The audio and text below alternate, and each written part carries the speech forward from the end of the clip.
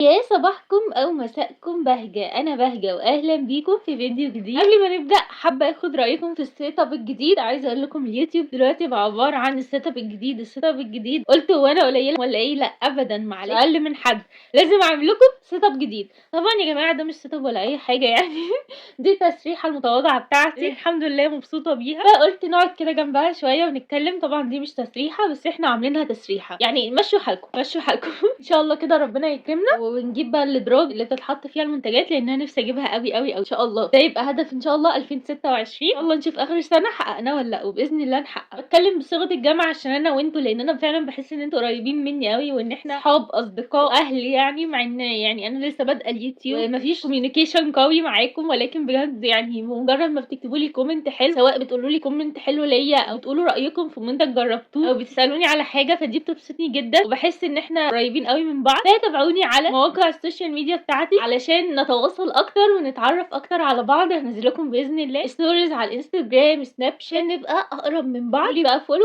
تابعوني هناك، استناكم بقى ان شاء الله، وابعتوا لي مسجات. عايزين يبقى في كوميونيكيشن قوي بينا باذن الله. لكم ان دي هتكون اول سلسله منتجات جربتها في 2025. هقول لكم رايي فيها، هل هي حلوه ولا لا وتجيبوها ولا لا. بس عايزه اقول تنويه، انا المنتجات دي كلها تجربتي الشخصيه بتاعتي انا، مش بتاعت حد تاني. يعني لا اقول عليه حلو، طب انا اللي مجرباه وفعلا عجبني انا. ممكن المنتجات دي تنفع معاكي وممكن ما تنفعش معاكي على حسب نوع بشرتك وجسمك وشعرك، ان احنا طبعا مش زي بعض. حتى لو كلنا بنتفق في نوع البشره، المنتجات مش هتيجي كويسه كلها عليه. فاحنا بس انا بحاول ان انا اوصل لكم المعلومه شويه واقول لكم هل المنتجات دي يعني ده هل عملت لي تاثير سلبي ولا لا، هل فيها بوادر حلوه ان انتوا تجيبوها ولا لا، بحيث ان انتوا تقدروا تقيموا المنتج صح، هل تجيبوه تجربوا ولا لا.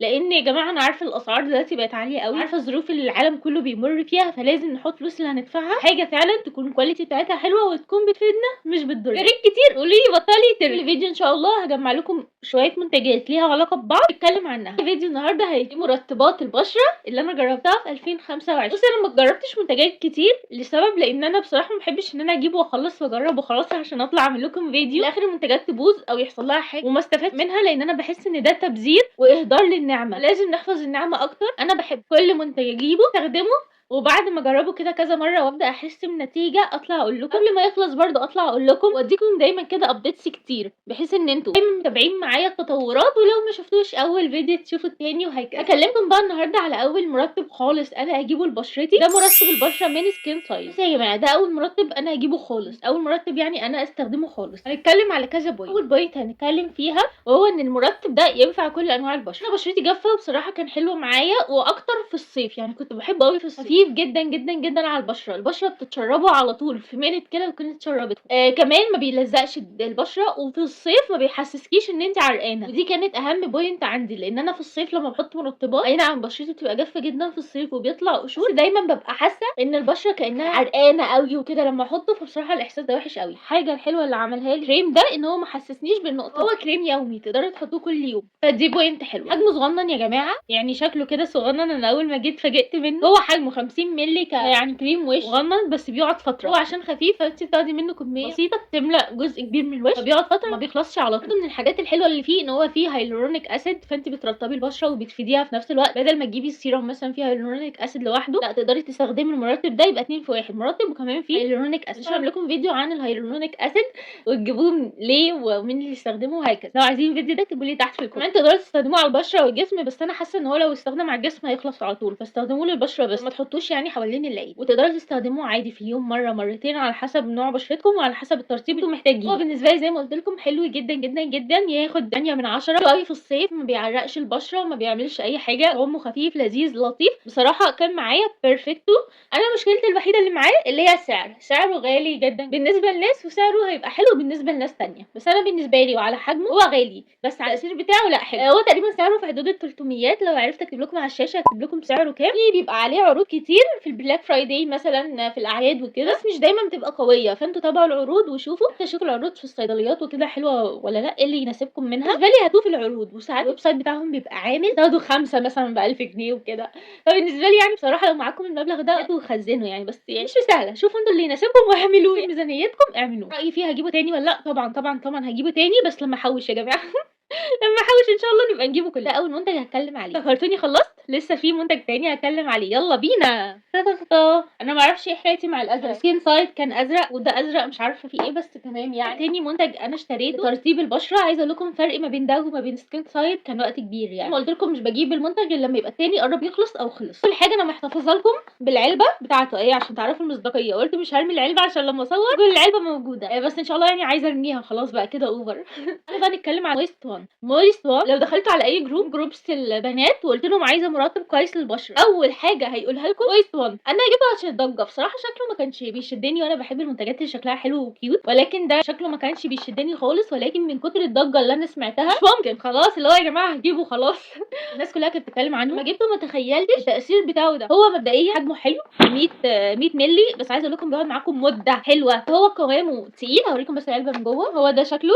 عايزه اقول لكم يا جماعه انا بستخدمه من شهر 3 مثلا، كنت عامله لكم عليه ريفيو في رمضان. فيعني عايزه اقول لكم هو بيقعد كمان عشان تقيل، يعني بينزل قطعه صغيره تكفي الوش كله لان هو فعلا تقيل قوي. ولكن مع تقله ده البشره بتمتص، فبصراحه دي نقطه فيه بيرفكت وحلوه قوي، ان انت تبقي حاطه حاجه تقيله بس البشره بتمتصها حلو. ترطيبه حلو قوي قوي قوي قوي قوي قوي. بصوا طب بالنسبه لي في الترطيب هو ده. استخدم للبشره الجافه الجافه الجافه الجافه الجافه الجافه الجافه. هو للبشره الجافه بجد تحفه. للبشره الجافه تحفه تحفه. ده اكتر كريم عجبني للبشره الجافه. يعني لو اختار ما بين ده وما بين سكين سايد هختار ده في الشتاء، سكين سايد في الصيف. وانا كده شكرا راضيه ومبسوطه والدنيا معايا زي الفل. طيب هتكلم اول حاجه، اتكلمنا عن الحجم، اتكلمنا عن الترطيب. عايزه اقول لكم ان ده كريم طبي، يعني يا مساء الدلع. حلو قوي ان هو طبي، تقدري ان انت تحطيه على البشره بكل اريحيه وبكل اطمئنان، ما تبقيش قلقانه وانت حاطاه. هو بيتحط بعد ما تستحمي عشان البشره جافه. لما بتستحمي او تغسلي وشك البشره بتجف قوي. بيتحط بالليل برضه عشان هو تقيل. بيتحط لو انت تحسن بشرتك جافه حطيه. انا بالنسبه لي بحطه الصبح وليل ماشي معايا. اتعرضت الميه ما اتعرضتش بحطه على طول، بحطه تحفه تحفه خطير. ده حبيبي لو هشحت كده ماليش اللي هو. هقول لكم شويه من المكونات بتاعته. في شمع عسل حلو قوي للبشره، جليسرين طبعا ملك الترطيب، في كمان زيوت زي زيت الزيتون، زيت اللوز، بذور الكتان، في كمان بنسينول. فيعني خلطه ترطيب كده اوعى وشك تحفه. هو كمان بيستخدم بشره الدهنيه اللي فيها اكزيما. بصراحه اختي استخدمته وعجبها قوي، بشرتها دهنيه وفيها اكزيما، عجبها جدا جدا جدا. من الحاجه الحلوه اللي فيه ان هو ما فيهوش روايح، فيعني حاجه كده الله الله الله ما فيهوش روايح، فطبعا يبقى تحفه. حلو الاكزيما عشان ما فيهوش روايح، يعني حاجه كده تستخدميها حلوه وجميله، هترطب بشرتك، هتعمل يعني مش حاجه جباره. هو مش بيعمل ما اتعملش، هو بيرطب. ده مرطب بشره، هو بيرطب البشره بس، سهله بسيطه ما فيهاش اي تعقيد. مرطب للبشره بيرطب البشره، هو بيأدي وظيفته بنجاح. الراجل ما عملش حاجه غلط، الشغل بتاعه بيعمله وخلاص. فيا جماعه مرطب بشره، مرطب بشره حلو جميل، هاتوه تحفه. هاتوه سعره حلو ب 100 وجابش ال 200. 100 وكام بقى بصراحه؟ دي نفتح الويب سايت واشوفه بكام وهحط لكم ان شاء الله على الشاشه هو بكام. بصراحه تحفه وجميل. قرب يخلص بس مش قوي يعني، لسه مليان، بس يعني ان شاء الله عايزه ابقى اجيب واحد تاني استبن لما ده يخلص استخدمه، لان انا ما بستغناش عنه. تحفه تحفه. بوسه كبيره 5 مو. بصوا انا عامله عنه ريفيو كامل شامل، لكم في الاي اللي هتظهر لكم على الشاشه في الديسكربشن بوكس، روحوا شوفوه اكيد بقى عنه كل حاجه. بعد ما تشوفوا الريفيو ده انتوا مش هتحتاجوا تشوفوا اي ريفيو تاني. انا مش عارفه مالي النهارده عماله برغي كده ليه، عارفه في ايه يا جماعه، بس بقيت احب ارغي معاكم. لكم دلوقتي عن الكريم اللي حير العلماء. مين العلماء؟ اللي هو انا بهجه عادي. حيرني هل هو حلو ولا وحش. انا عملت لكم عنه ريفيو وقلت لكم فيه شعر، لان ده تجربتي معاه فعلا. هو بالنسبه لي كان شعر حلو، لكن بدات احس كده بشويه ملاحظات، فحبيت ان انا اعرفكم عليها عشان اكون رضيت ذمتي وضميري. مبدئيا بتكلم عن شان، مرطب شان اللي هو الكريم، عشان في نوع تاني بيبقى مكتوب تحت جل، ده للبشره الدهنيه، اما الكريم ده للبشره الجافه اللي زي حالاتي وزي حالاتكم لو بشرتكم جافه. ايه بقى القصه وايه الروايه؟ بصوا بقى يا جماعه، شان برضو نقول عليه هايب كبيره قوي. بصوا كل منتجات شان هيطلع عليها هايب كبيره قوي ودوشه كبيره قوي، مش فاهمه ليه بس تمام يعني. مبدئيا الكريم 120 جرام، اكبر من سكين سايد واكبر من مويست وان ب 20 جرام. مويست وان 100 جرام، ده 120 جرام. دي اول بوينت تتحسب له. كمان البوينت الثانيه ان هو ارخص من سكين سايد طبعا، وارخص من مويست وان طبعا، دي برضو بوينت حلوه وجميله. هو ما فيهوش روايح، هو ينفع للبشره الجافه وينفع للبشره الحساسه، فحلو جدا. المفروض ان هو بيرطب البشره كويس جدا جدا. هو ده كمان شكله فيتامين بي 5 فبرضو لذيذ، ما فيهوش بارابين. تجربتي معاه الشخصيه ان هو بيرطب البشره حلو وجميل، خفيف قوي قوي قوي على البشره. لما بينزل كتير يعني، سهل قوامه، اخف من مويست وان. مش عايزه اقول لكم ان قوامه ميه، لا هو اتقل من الميه بشويه، ولكن اخف من مويست. بصوا يا جماعه، في الصيف كان بيعرق بشرتي جدا. الوقت اللي هو درجه الحراره فيه من 30 لما فوق، ما بقدرش احطه، البشره بتعرق جامد جدا جدا جدا. الموضوع ده بصراحه كان عامل لي مشكله، ان انا ما كنتش بقدر احطه حتى يا جماعه في البيت، يعني مش بقول لكم وانا خارجه، لا في البيت كان بيعرق البشره لو مفيش تكييف. البشره بتعرق اوفر، يعني انا عارفه ان العادي البشره بتعرق، بس ده بيعرق البشره اوفر، فكان احساسه وحش قوي. الشتاء حلو وجميل، مرطب لذيذ وزي الفل. بس انا مشكلتي معاه ان انا بقيت احس ان في حبوب بتطلع لي اوفر. يعني انا كان الاول بيطلع لي حبايه حبايتين كل فتره وقت المناسبات، بس دلوقتي بقيت حاسه ان في حبوب اوفر كل شويه عماله تطلع، وحبوب بتوجع وبتضايق. انا بصراحه شاكه ان هو ده، لان بدأ الحبوب دي تطلع بعد ما استخدمت الكريم ده. فانا عشان ما اظلمهوش انا مش متاكده هل هو ولا لا، ولكن انا هستمر ان انا احط، هركز واوقف وارجع احطه واشوف كده، اظبط الدنيا واشوف هيطلع لي حبوب ولا لا. فعلا لقيت الحبوب بتطلع كتير، ولما وقفوا الحبوب بتروح، يبقى هو ده السبب. وهطلع اقول لكم يا جماعه عشان طلع لي حبوب. لو مش هو يبقى خلاص هعمل لكم فيديو تاني اقول لكم يا جماعه عشان طلع مظلوم ما طلعليش الحبوب. فان شاء الله هجربه واحطه كده تحت الميكروسكوب ونشوف ونقعد نتفحص الدنيا واشوف فعلا هل هو ده حلو ولا لا. انا بصراحه لو قبل من موضوع الحبوب ده كنت اقول لكم هاتوه عادي حلو وجميل، بس تستخدموه اكتر لما الجو يبقى مش حر.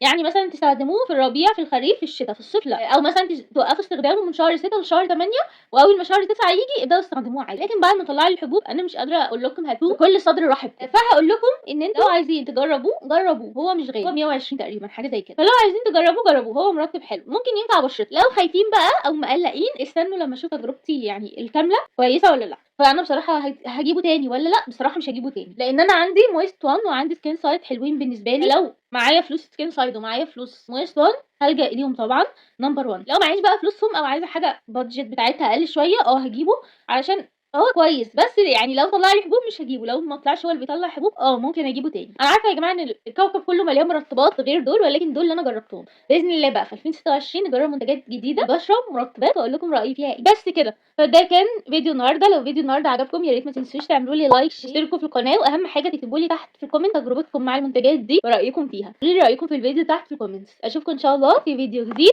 ومع السلامه.